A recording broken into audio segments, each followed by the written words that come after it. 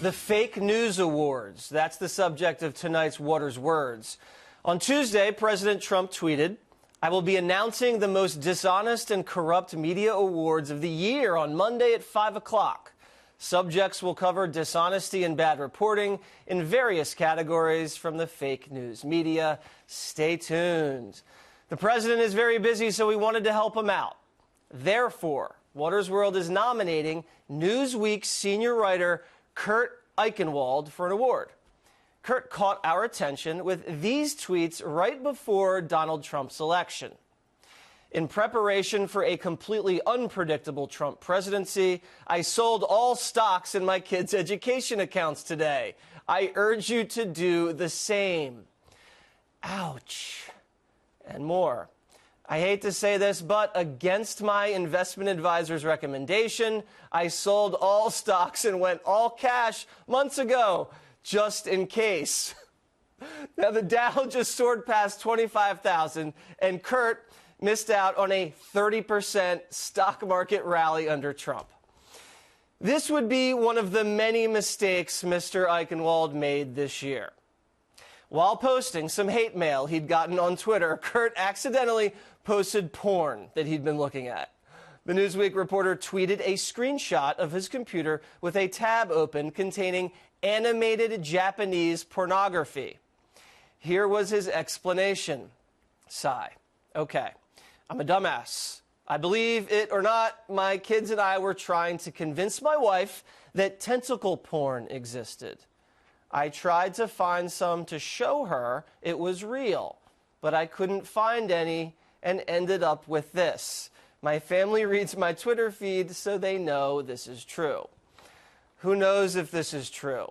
But Eichenwald doesn't always tell the truth. Check out this story he wrote. Ready? "Right-wing extremists are a bigger threat to America than ISIS." False, Kurt. Over the last 15 years, radical Islamic extremists have killed more people in the United States than right-wing extremists have. Look it up. Kurt also accused Trump supporters of booing astronaut John Glenn at a rally. Here's his tweet. "Trump supporters booed John Glenn when Trump mentioned his name at today's rally. A real American hero who risked his life for us. They booed."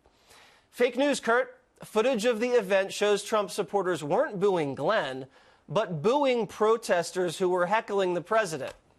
Kurt was forced to retract the tweet later, but it had already been retweeted 4,000 times. That's literally how fake news spreads. Eichenwald himself went viral after he claimed Donald Trump was institutionalized at a loony bin years ago without any proof. Tucker Carlson challenged Eichenwald to back it up, and sadly, he could not. You said he was in a mental hospital in 1990. Was he or wasn't he? It's a really simple question. I'm asking you to finish. Please answer the question. If you don't like the answer, don't have guests.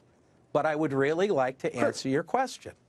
It's a simple question. Was he in a mental hospital, as you claimed, or wasn't he? Tucker, would you like me to answer the question or not? If the answer is no, say so. Was he in a mental hospital in 1990, as you alleged, or was he not? Let me answer the question. Go ahead.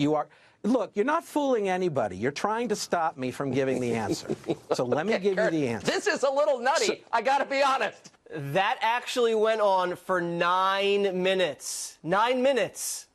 This so-called journalist crossed so many lines this year, it's so hard to count. But here are two very egregious examples. You ready for this? Here's a tweet. "Again, I rarely curse on this feed, but Kellyanne Conway now telling critics to be careful with what they say. F you, Kelly. This is America." Wow. And this one. "Nobody tell me how to feel, knowing if I lose my insurance, I'm dead. I want the GOPers who support this to feel the pain in their own families as ones with pre-existing condition. I hope every GOPer who voted for Trump Care sees a family member get long-term condition, lose insurance, and die. F you and die." That's how a well-educated mainstream media reporter talks to Republicans. Now, Kurt likes to think of himself as well-educated, but continues to get humiliated by experts online. Here is Eichenwald pretending to be a political scientist. Quote, "Rage does not work as political opposition. Moral high ground, peaceful engagement, asking respectful questions of opponents, these work." Do they really? The claim elicited this response. As a historian, I would like to say, this is terrible advice.